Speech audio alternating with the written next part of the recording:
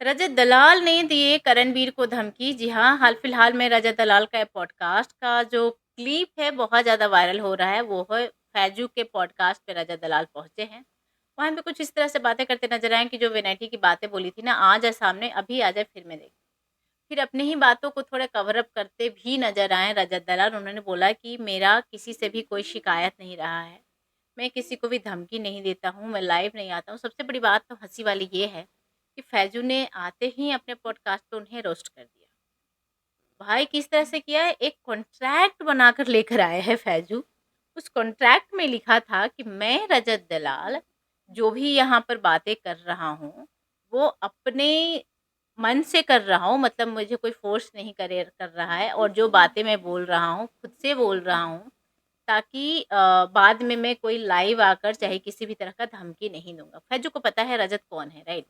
Even कि Elvis के podcast में जाने के बाद भी उन्होंने बोला कि भाई मुझे तो पॉडकास्ट करना ही नहीं चाहिए था। मुझे नहीं पता था बातें इतनी बड़ी हो जाएगी और रोस्टिंग ऐसी होती है, मुझे ये नहीं पता था। दिस ब्ला-ब्ला बहुत तरह की बातें बोली थी। अब भाई आपका नेचर, सिग्नेचर एंड आपका कैरेक्टर सामने वाला को तो पता ही है। तो फैजू खुद को सेफ एंड साइड करते हुए एक कॉन्ट्रैक्ट साइन करवा लिया है। उन्होंने बोला भाई कि भाई मेरे टीम वाले को बड़ा ही डर लग रहा था कि बाद में तुम लाइव में आकर कुछ भी बोल सकते हो, कुछ भी धमकी-वमकी दे सकते हो। अब यहाँ पे क धमकी की बात है, तो करणवीर की बातें ना हो ऐसा हो सकता है?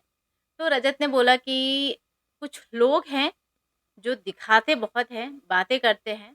जैसे कि घर में मुझे बोल दिया था कि ऐसे लोगों को तो मैं मेरे वैनिटी के बाहर रखता हूँ, मेरे आस-पास भी नहीं आते हैं।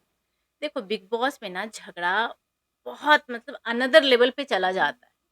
एक तो आपको वहाँ का माहौल ऐसा होता है, आपको खाना भरपेट नहीं मिल रहा है, प्लस में मतलब वो लड़वा ही देते हैं। बिग बॉस के मेकर्स जो है ना, वो लड़वा देते हैं आपको, तो वहाँ पे बहुत सारी चीज़ें निकल जाती है, जो बाहर आने के बाद कोई भी कंटेस्टेंट उस गैजेट को होल्ड कर कर नहीं चलता है। तो ये बिग बॉस 18 थोड़ा डिफरेंट है, अभी भी लोग लड़ने के लिए ही तैयार हैं। उसी चीज़ को एक बार घर में हुआ था कि करणवीर बिना ने रजत को ऐसा बोला था। वहाँ भी अभी हाल-फिलहाल में पहले बहुत सारे जगहों पे रजत ने ये बोला कि अरे वो फ़्लो में बोल दिया था, वहाँ पे ऐसा हो जाता है। पर अभी फिर से क्योंकि रजत को मुझे लगता है कि वैसे तो शो वो चल रहा है उनका, ऐसा नहीं है कि काम नहीं है रजत के पास। बट डोंट नो मुझे लगता है कंट्रोवर्सी से थोड़े दूर हो रहे हैं, तो सोचे फिर से थोड़ा जंप मार कर घुसना है उसके अंदर। तो रजत ने बोला कि भाई ऐसा बोला था, अंदर तो कुछ नहीं कर सकता हूँ, लेकिन सही बात है कि बाहर अगर जो मिल जाओ ना, तो मुझे सोशल मीडिया और लाइव-वाइव करने का ज़रूरत नहीं पड़ेगा, पता चल जाएगा।